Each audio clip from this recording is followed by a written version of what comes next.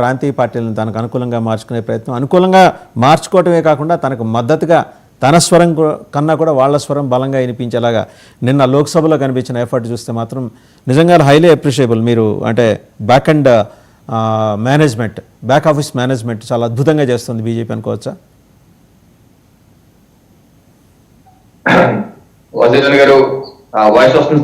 వినిపిస్తుందండి,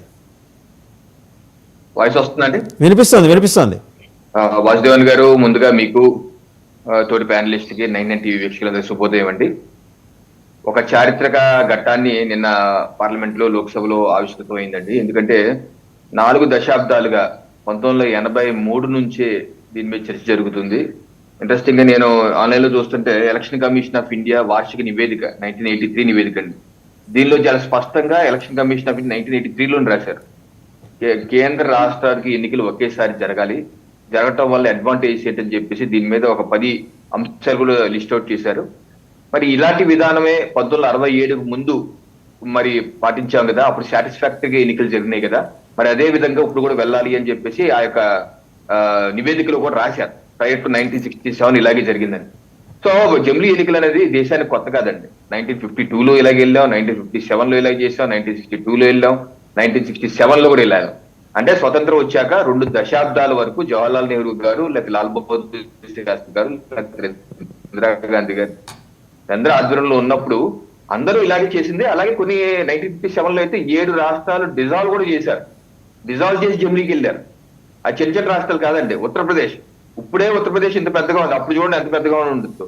అలాగే వెస్ట్ బెంగాల్, అలాగే మైసూర్ స్టేట్, అంటే మనది మైసూర్ స్టేట్, అప్పుడు ఏపీ, తెలంగాణ, తమిళనాడు ఇవన్నీ కలిపి నాకు తెలిసి ఇది కూడా ఈ 3 కలిపి ఉంటుంది మైసూర్ స్టేట్.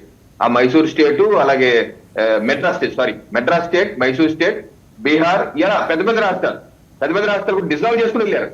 సో అలా చేసి ఒక స్ఫూర్తిదాయకంగా జవహర్లాల్ నెహ్రూ గారు చేసినప్పుడు అది అప్రజాస్వామికం, అనైతికం, సమాఖ్య స్ఫూర్తికి విరుద్ధం, నియంతృత్వం అని ఏదైతే ఈరోజు కాంగ్రెస్, కమ్యూనిస్టులు వాళ్ళ యొక్క పక్షాలు చెప్తున్నారో, నిజంగా అది కరెక్ట్ అయితే ఎవరిని వాళ్ళు దూషిస్తున్నారు? వాళ్ళ పార్టీ అధినేతలనే వాళ్ళు దూషిస్తున్నారు. జవహర్లాల్ నెహ్రూ గారు అనైతికం, లేకపోతే లాల్ బహదూర్ శాస్త్రి గారు నియంత అని అంటున్నారు. సో వాళ్ళు ఏదైతే వాళ్ళ పార్టీ నాయకత్వం మొదటగా చేశారో, ఇది దేశానికి మంచిదని చేశారో, కానీ పొరపాటు ఏం జరిగిందంటే they took it as granted. ఇలాగే జరుగుతాయి అనుకున్నారు, కానీ ఇది బ్రేక్ అవుతే అనుకోలేదు. బ్రేక్ అవుతుంది అనుకుంటే అంబేద్కర్ గారి ఆధ్వర్యంలో ఇప్పుడు వచ్చిన రాజ్యాంగ సవరణలో అప్పుడే పెట్టి చేసేద్దరు. సో అది వారు మిస్ అయ్యారు కాబట్టి దాన్ని కరెక్షన్ చేయాలని చెప్పి 4 దశాబ్దాలుగా election commission of India, law commission of India, అలాగే పార్లమెంట్ స్టాండింగ్ కమిటీ, నీతి ఆయోగ్, ఇలాగ అందరూ చెప్తున్నారు. అలాగే మోడీ గారు కానీ మా ప్రభుత్వం గత 10 ఏళ్లుగా అనేక ఫారమ్స్ లో ఆల్ పార్టీ మీటింగ్ కూడా కండక్ట్ చేశాం. నిన్న పార్లమెంట్ లో అంటున్నారు అసలు క్షణంగా తీసుకొచ్చారు, కొన్ని పక్షాలు వాదిస్తున్నాయి, మాకు చెప్పలేదని. చెప్పకపోవడం ఏంటండి, రాష్ట్రపతిగా రామ్నాథ్ కోవింద్ గారి స్పీచెస్ లో చెప్పారు. నరేంద్ర మోడీ గారు 2019 జూన్ లో ఆల్ పార్టీ మీటింగ్ కండక్ట్ చేశారు. అలాగే స్పీకర్ ఓం బిర్లా గారు గుజరాత్ లో అన్ని రాష్ట్రాల స్పీకర్ని పిలిచి కూర్చోబెట్టి 2 రోజులు సదస్సు నిర్వహించి అందరూ ఓకే అన్నారు. అలాగే రామ్నాథ్ కోవింద్ గారికి చైర్మన్ కమిటీ వేశారు. ఆ కమిటీ 191 రోజులు తిరిగింది, అన్ని పక్షాలతో మాట్లాడింది, 18,000 పేజీలు ప్రిపేర్ చేశారు. అన్ని రాజకీయ పార్టీలు అభిప్రాయం చెప్పమన్నారు. దానిలో 32 పార్టీలు ఓకే అన్నాయి, 15 పార్టీలు నాట్ ఓకే అన్నాయి, ఇంకో 15 సమాధానం చెప్పలేదు. ఇంత ప్రక్రియ జరిగితే అసలు ఏం చెప్పలేదంటాం డొల్లతనం. ఇక ఫ్లోర్ మేనేజ్మెంట్ కి వస్తే అండి, ఇప్పుడు ఇది దేశ ప్రయోజనాలకు సంబంధించినటువంటి అంశం.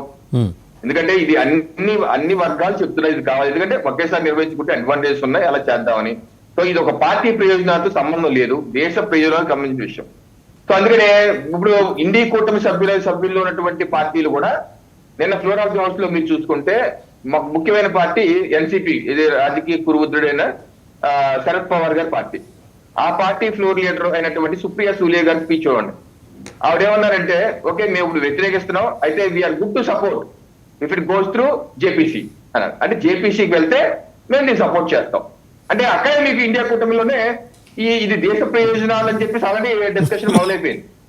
సో అలాగే వైసీపీ పార్టీ కూడా వారు కూడా సపోర్ట్ చేశారు. ఇప్పుడు మిథున్ రెడ్డి గారు floor leader, Lok Sabha floor leader, ఆయన ప్రెస్ తో మాట్లాడుతున్నారు.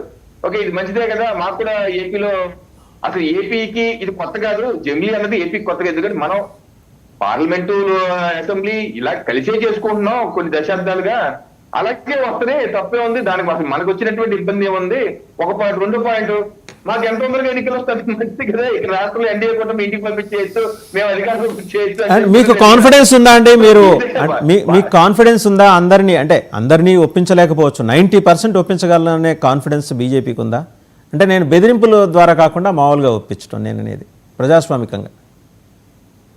ఇప్పుడు కొన్ని ఫ్లోర్ ఆఫ్ ది ఫేస్ కొంతమంది ఇప్పుడు మహిళా రిజర్వేషన్ బిల్ ఉంది సార్, దశాబ్దాలుగా కాంగ్రెస్ పార్టీకి ఫుల్ మెజారిటీ ఉన్నప్పటికీ వాళ్ళు చేయలేదు ఆ పని, ఏదో సాఫ్ట్ చేసి ఆపేస్తా ఉన్నారు. అది మేము చేశాం కదా, అది ఆర్టికల్ 335A కూడా చేశాం కదా. అంటే ఏదైతే అసాధ్యమైన విషయాలు సుసాధ్యం చేస్తూ అందరినీ మెప్పించి అందరితో కన్విన్స్ చేసి, ఎందుకంటే ఇది ఎవరిని ఇబ్బంది పెట్టి చేసే రాజ్యాంగ సవరణ అయితే కాదు, ఎందుకంటే ఇది అన్ని పార్టీల యొక్క సహకారం కావాలి. ఇది ఎందుకంటే అన్ని రాష్ట్రాల్లో సహకారం లేని, ఎందుకంటే ఆ ప్రభుత్వాన్ని వాళ్ళు కూడా వాలంటీర్ గా డిజాల్వ్ చేసుకోవాల్సిన పరిస్థితి వస్తాయి. వాళ్ళు కనుక ఇష్టం లేదనుకోండి మళ్ళీ అక్కడ ఏదో ఇబ్బంది వస్తుంది. రైట్, అంటే you have raised a valid point అండి. ఒకసారి శ్రీనివాస్ చౌదరి గారి దగ్గరికి వస్తాను, మళ్ళీ మీ దగ్గర. శ్రీనివాస్ చౌదరి గారు, ఒకవేళ ఇఫ్ ఎవ్రీథింగ్ గోస్ వెల్, అంటే బీజేపీ అనుకున్నట్టు కనుక పోతే 2027 చివరిలో పెట్టాలంటే మీరు ఇంత కష్టపడి జగన్మోహన్ రెడ్డి మీద వీరోచిత పోరాటం చేసి మరి 3 పార్టీలు కలిసి 164 మంది యోధులతో ఏర్పాటు చేసుకున్న ప్రభుత్వం మరి రేపొద్దున దీని నుంచి బయటకు వచ్చి మళ్ళీ మీరే ఒప్పుకున్నారు, మీ పెమ్మసాని చంద్రశేఖర్ గారు అసలు ఉన్నది బీజేపీ కన్నా ఎక్కువ మీదేసుకొని మాట్లాడేశారు ఆయన. సో రేపొద్దున వెళ్తే మళ్ళీ జగన్మోహన్ రెడ్డి గారిని